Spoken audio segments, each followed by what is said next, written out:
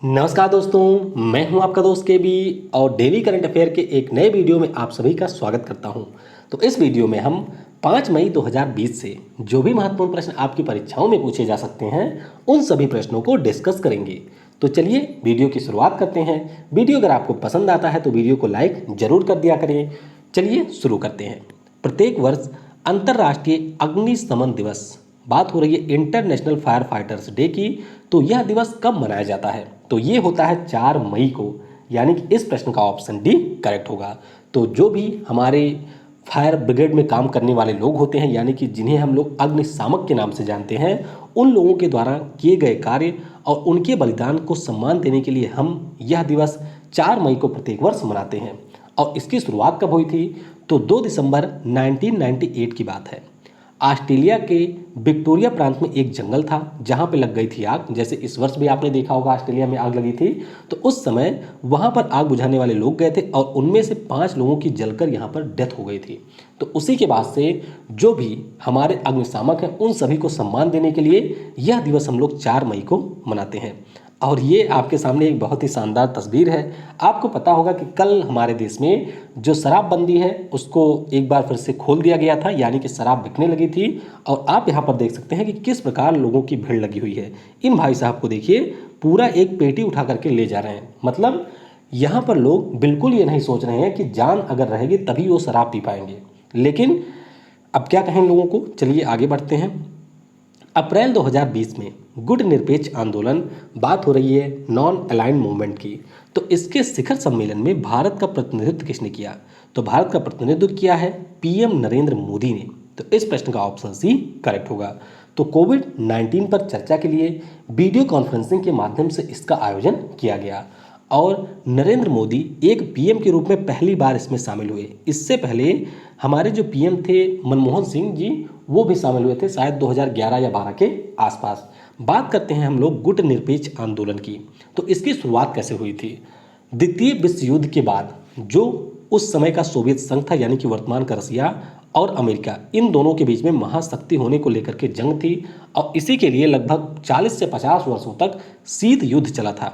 तो वहाँ पर ये जो गुट निरपेक्ष आंदोलन है, इसकी शुरुआत उस समय के हमारे पीएम नेहरू जी और यूगोस्लाविया के जो राष्ट्रपति थे जोसेफ ब्रोज, इनके द्वारा की गई थी। और इस गुट निरपेक्ष आंदोलन में मुख्य रूप से वे देश शामिल हुए थे जिन्होंने इस शीत युद्ध में ना तो अमेरिका का सपोर्ट किया था और ना ही रूस का सपोर्ट किया था। तो 1961 को बेलग्रेड में, सर्बिया की राजधानी में, इसकी स्थापना हुई थी। वर्तमान में इसकी जो अध्यक्षता है वह अजरबैजान के पास में है और यहाँ के जो राष्ट्रपति हैं इल्हाम अलीयेव, वे इसके अध्यक्ष हैं। जल शक्ति मंत्रालय द्वारा किस विषय पर गंगा नदी के लिए एक आइडियोथॉन का आयोजन किया गया? तो ये जो आइडियोथॉन है ये आयोजित किया गया फ्यूचर ऑफ रिवर मैनेजमेंट, यानी कि नदी प्रबंधन के भविष्य के ऊपर। तो इस प्रश्न का ऑप्शन भी करेक्ट होगा। अब कोविड 19 के कारण पूरे दुनिया में आप कह सकते हैं लॉकडाउन है और जो हमारी नदियां हैं वो काफ़ी ज़्यादा स्वच्छ हो गई हैं इसके कारण, क्योंकि बहुत सारी फैक्ट्रियां बंद हैं। तो जाहिर सी बात है नदियों को स्वच्छ होना था। तो कोविड 19 के कारण किस प्रकार से नदियां स्वच्छ हो रही हैं या भविष्य में हमारी नदी किस प्रकार से स्वच्छ हो सकती है या किस प्रकार से नदी का प्रबंधन किया जाए, इसके ऊपर चर्चा यहाँ पर की गई। तो national institute of urban affair के द्वारा national mission for clean Ganga के साथ मिलकर के इसका आयोजन किया गया और इसमें विभिन्न देशों और अंतर्राष्ट्रीय संगठनों के 500 से ज़्यादा प्रतिभागी शामिल हुए। तो ये आप देख सकते हैं कई सारे लोग इसमें वीडियो कॉन्फ्रेंसिंग के माध्यम से शामिल हुए थे।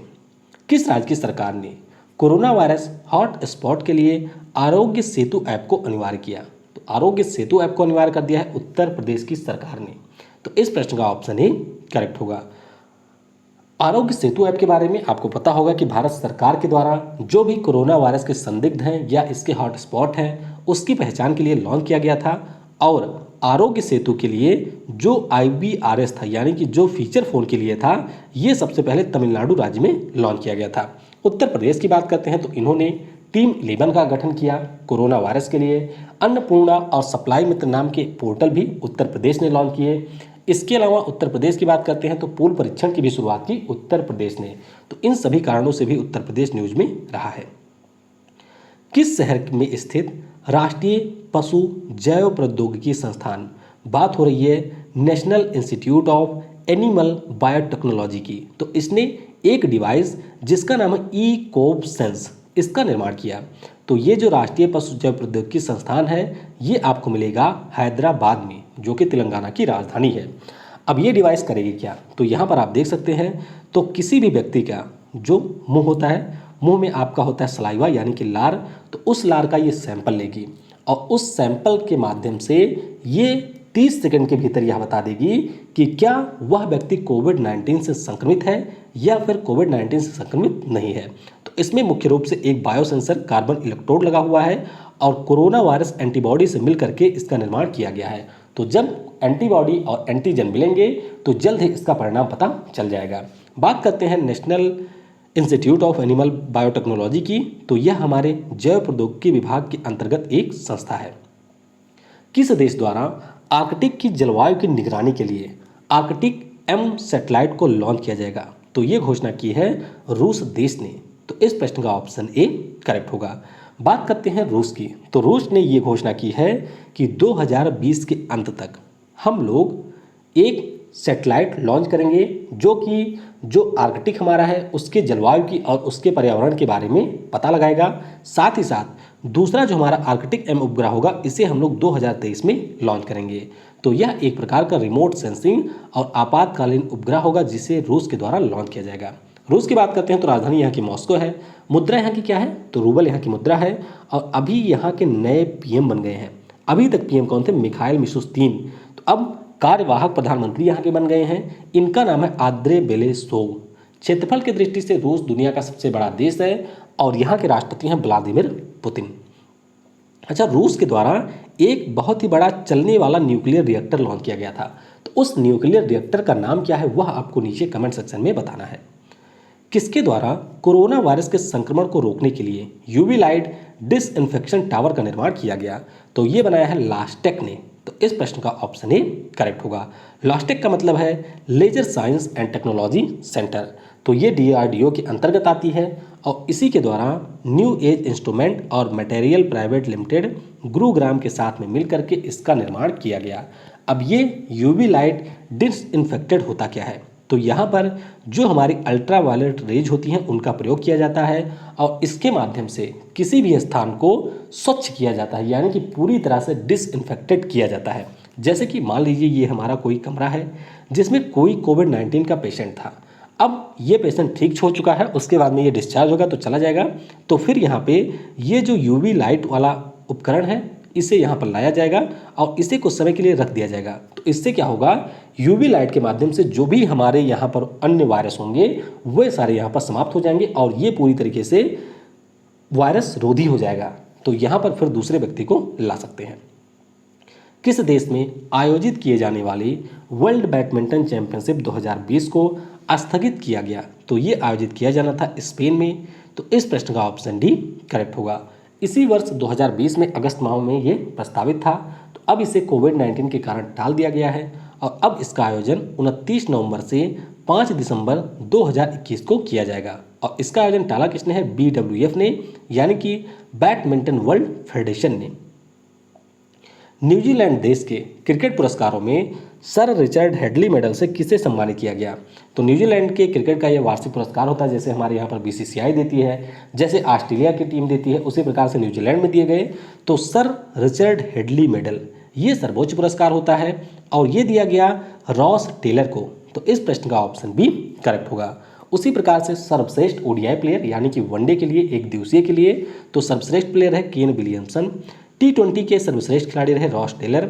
सर्वश्रेष्ठ ODI महिला खिलाड़ी रहे सूजी बेट्स और टॉप टेस्ट खिलाड़ी रहे टीम सऊदी। तो मुख्य रूप से आप रॉस टेलर का नाम जरूर याद रखिएगा। इसी प्रकार से जो BCCI ने दिया था उसमें सर्वश्रेष्ठ कौन रहा था? तो उसमें रहते जसप्रीत बुमराह। कौन रहा था? जसप्रीत बुमराह। ऑस्ट्रेलिया ने जो दिया था अपने यहाँ का उसमें सर्वश्रेष्ठ खिलाड़ी रहे थे डेविड वार्नर। तो इनके नाम भी आपको ध्यान रखने हैं। किस बैंक के द्वारा कोविड-19 महामारी से लड़ने के लिए हम हार नहीं मानेंगे गीत जारी किया गया? तो ये जारी किया है HDFC बैंक ने। तो इस प्रश्न का ऑप्शन बी करेक्ट होगा।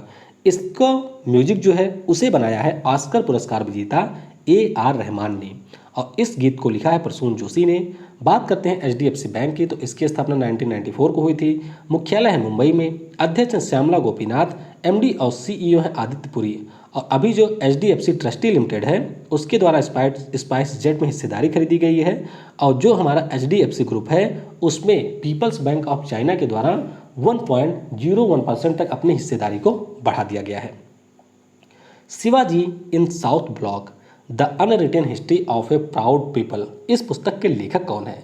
तो इस पुस्तक को लिखा है गिरीश कुबेर ने। तो यहाँ पर ऑप्शन ए करेक्ट होगा। गिरीश कुबेर जी की बात करते हैं तो ये एक पत्रकार हैं। और अगर हम इस पुस्तक की बात करते हैं तो महाराष्ट्र के प्राचीन इतिहास से लेकर आधुनिक समय के संस्कृति, राजनीति, इतिहास और समाज के ऊपर ये पुस्तक आधारित है। तो ध्यान रखिएगा, Shivaji in South block Maharashtra के ऊपर ये आधारित है और इसे लिखा है गिरीश कुबेर जी ने। अंतर्राष्ट्रीय ऊर्जा एनर्जी यानी कि इंटरनेशनल एनर्जी एजेंसी की रिपोर्ट के अनुसार लॉकडाउन के कारण भारत में जो ऊर्जा की मांग है इसमें कितने प्रतिशत की कमी आई? तो जो हमारे यहाँ पर ऊर्जा की मांग है इसमें कमी आ गई है 30% की। तो इस प्रश्न का ऑप्शन डी करेक्ट होगा। बात करते हैं अंतर्राष्ट्रीय ऊर्जा एजेंसी की, तो इसकी स्थापना नवंबर 1974 को हुई थी। मुख्यालय इसका है फ्रांस की राजधानी पेरिस में, जहां पर आपको यूनेस्को का मुख्यालय भी मिलेगा। और इसके एग्जीक्यूटिव डायरेक्टर हैं फातिह बिरोल। पीटर एब्डन, इन्होंने अभी संन्यास की घोषणा की, तो ये किस खेल से संबंधित हैं? तो ये स्नूकर के एक विश्व चैंपियन खिलाड़ी रह चुके हैं और अब 29 वर्ष की आयु में इन्होंने संन्यास की घोषणा कर दी है। और देश में इनका नाम ध्यान रखिएगा, देश इनका है UK यानी कि यूनाइटेड किंगडम। किस राज्य की सरकार ने कृषि उद्यमी सुविधा डेस्क लॉन्च किया यानी कि एग्रो एंटरप्रेन्योर फैसिलिटेशन? तो ये लॉन्च किया है किसने? त्रिपुरा की सरकार ने। तो इस प्रश्न का ऑप्शन ए करेक्ट होगा। अब ये है क्या? तो अगर कोई युवा है त्रिपुरा राज्य का और वो किसी उद्योग को शुरू करना चाहता है जो कि कृषि के ऊपर आधारित है, तो उन युवाओं को यहाँ पर नाबार्ड और केंद्र सरकार की जो एजेंसी है उनके माध्यम से पैसा प्रोवाइड कराया जाएगा जिससे वे अपने व्यापार को आगे ले जा सकें।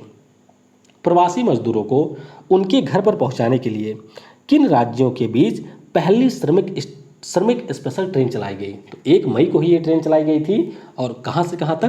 तो ये चली थी तेलंगाना से छत्तीसगढ़ तक। तो इस प्रश्न का ऑप्शन सी करेक्ट होगा। हालांकि वर्तमान समय में केंद्र सरकार के द्वारा लगभग 10 से ज़्यादा ट्रेनें चला दी जा चुकी हैं, लेकिन पहली आपको ध्यान रखनी है तो पहली तेलंगाना के लिंगमपल्ली से छत्तीसगढ़ के हथिया तक चलाई गई थी।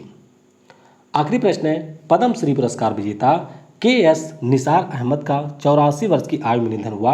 वह किस भाषा के प्रख्यात कवि थे? तो ये कवि थे कन्नड़ भाषा के यानी कि कर्नाटक से थे। तो इस प्रश्न का ऑप्शन डी करेक्ट होगा। तो ध्यान रखिएगा, इनका नाम है के निसार अहमद और पद्म श्री पुरस्कार से भारत सरकार के द्वारा इन्हें सम्मानित किया जा चुका है। कल मैंने आपसे पूछा था कि केसर के लिए किसको भौगोलिक संकेतक मिला है? तो इसके लिए मिला है जम्मू और कश्मीर को। तो सही उत्तर है जम्मू और कश्मीर। आज की वीडियो से आपके लिए प्रश्न है, किस राज्य की सरकार ने मुख्यमंत्री शहरी रोजगार गारंटी योजना लॉन्च की? तो इस प्रश्न का उत्तर आपको नीचे कमेंट सेक्शन में देना है। वीडियो को आपने समय दिया उसके लिए आप सभी को बहुत बहुत धन्यवाद। Thanks for watching. जय हिंद, जय भारत। और सबसे जरूरी, पढ़ेगा भारत तो बढ़ेगा भारत।